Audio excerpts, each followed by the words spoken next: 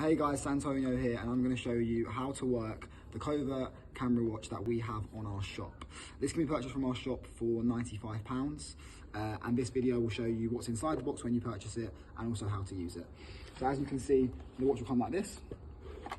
Inside the watch you'll have a strap, the watch itself which pops out like this, also a charging cable to charge your watch, and an SD card which will be 32 gig. The SD card slots into the watch here, and by pressing down you can pop it out and pull it out. Now this is particularly useful for when you need to get your video files onto a laptop to upload to the surveys. You'll need to pop the SD card out, put it into an SD card adapter like this, insert that into your laptop, and then you'll be able to transfer your files from the SD card into the surveys. So, how to use it. Make sure the SD card is slotted into the watch, the right way up here. You can see here it's just under the battery part there, we slot it in. And as you slot it in, you should be able to feel it almost push against back at you.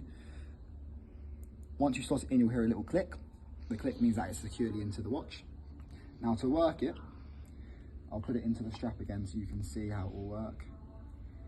It just slots in here. And the only button we need to use for the whole time we're using the video watch is this front button here. We press it once and hold it. It will vibrate once to turn on. The watch is now on in standby mode, and this light here shows it's in standby mode.